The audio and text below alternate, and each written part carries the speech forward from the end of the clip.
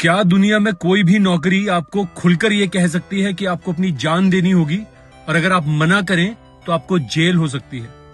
आजकल बहुत से लोग आर्म्ड फोर्सेस की तुलना दूसरे प्रोफेशन से करने लगे हैं।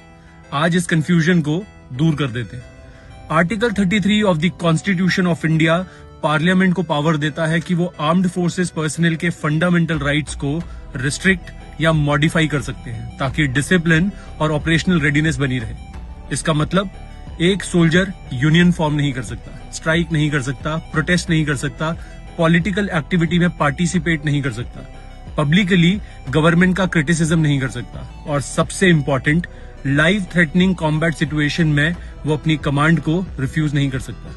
ये सिर्फ थियरी नहीं, ये आर्मी एक्ट 1950, एयरफोर्स एक्ट 1950 और नेवी एक्ट 1957 के तहत इन्फोर्स होता है।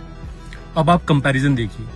जजेस और लॉयर्स किसी भी केस को लेने से मना कर सकते हैं, ब्यूरोक्रेट्स रिटर्न ऑर्डर मांग सकते हैं, डॉक्टर्स हाई रिस्क प्रोसीजर लेने से मना कर सकते हैं, पॉलिटिशियंस पार्टी चेंज कर सकते हैं या रिजाइन कर सकते हैं, पुलिस और सीएपीएफ पर्सनल के राइट्स आर्टिकल 33 के तहत उसी लेवल पर रिस्ट्रिक्ट नहीं होते जैसे मिलिट्री पर्सनल के होते। एक सोल्जर अगर उसे ऑर्डर मिला तो फिर उसे वो ऑर्डर पूरा करना ही होगा, even if it may cost his life.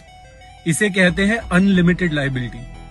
और एक reality, judiciary, parliament, doctors, industry, media, education, bureaucracy, ये सब उस सिक्योरिटी अम्ब्रेला के नीचे फंक्शन करते हैं जो आर्म्ड फोर्सेस अपनी जान देकर प्रोवाइड करती हैं। बॉर्डर सिक्योर है इसलिए डेमोक्रेसी, इकोनॉमी, राइट्स ये सब सिक्योर है। सिक्योरिटी वो फाउंडेशन है जिसपे ये पूरा स्ट्रक्चर खड़ा है। इसलिए आर्म्ड फोर्सेस को किसी भी दूसरे प्रोफेशन के साथ इक्वेट करना कॉन्स्टिट्यूशनल और ऑपरेशनल डिफरेंस को इग्नोर करना है। जब राइट्स रिस्ट्रिक्टेड हो, जब रिस्क अनलिमिटेड हो, तो पे, पेंशन और स्टेटस ये सब उसी हिसाब से रिफ्लेक्ट होना चाहिए। ये किसी सुपीरियरिटी की बात नहीं है, ये कॉन्स्टिट्यूशनल डिस्टिंक्शन की बात है।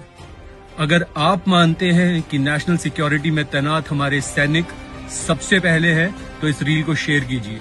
Let's debate with facts, not emotions. जय हिंद, जय भारत।